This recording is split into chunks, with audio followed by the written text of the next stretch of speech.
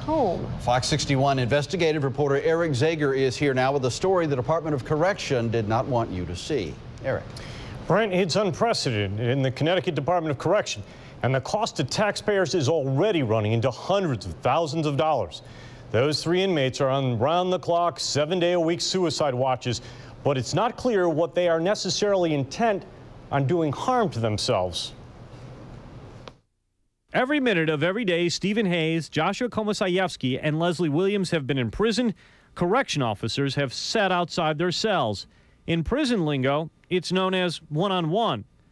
The cost just for Hayes and Komisarjevsky stands at more than $350,000. By July 23rd, the anniversary of the day they were arrested for murdering Jennifer Hawk Pettit and daughters Haley and Michaela, the Department of Correction will have spent almost $430,000 for intensified observation. These guys should be put in population. They're no different than the other inmates in population. We are told none are held in the infirmary at Northern or McDougal, which is where inmates deemed suicidal are placed on one-on-ones. Those cells, which we've not been allowed to see, have plexiglass windows and surveillance cameras, making it more difficult for a prisoner to commit suicide. Hayes, Komisarjevsky, and Williams are housed in regular cells, no fixed cameras, and the only opening, a 4-by-20-inch window, making it impossible for a correction officer to see everything, every minute of every day. This videotape was recorded several years ago at McDougal. We've not been allowed in any of the correctional facilities in years. The Department of Correction has withheld so much information from us, it's not clear if Hayes, Komisarjevsky, or Williams, who's accused of murdering and raping Mary Ellen Welsh in March, have attempted suicide.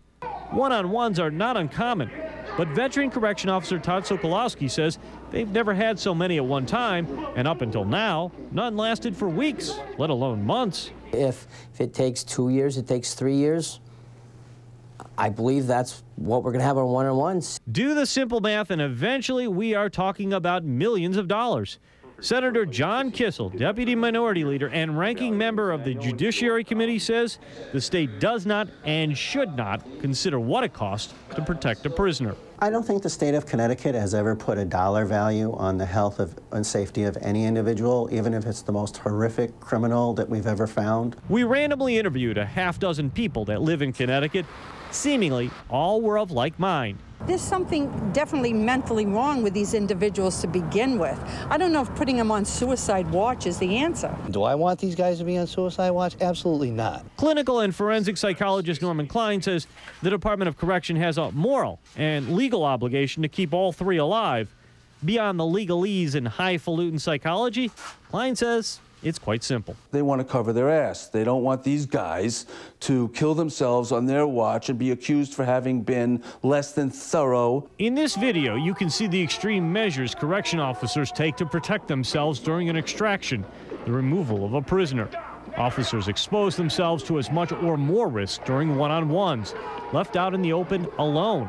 Officer Jeff McIntyre was jumped on and punched by inmate Lizelle Ashby in February, while McIntyre was conducting a one-on-one with Hayes. That's not a normal position in your facility, these one-on-one posts. The state will spend hundreds of thousands more, perhaps millions, protecting Hayes, Komisarjevsky, and Williams, only to possibly have a jury find them guilty of capital murder and, in theory, recommend the death penalty.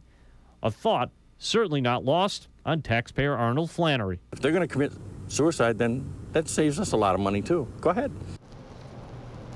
We know from Department of Correction records that Hayes has generated 7 incident reports since his arrest last summer. We can't tell you what that means because DOC has withheld most of the information. So-called one-on-one procedures vary from state to state. In New York, the length is usually no more than 4 days. Eric Zager, Fox 61 News at 10.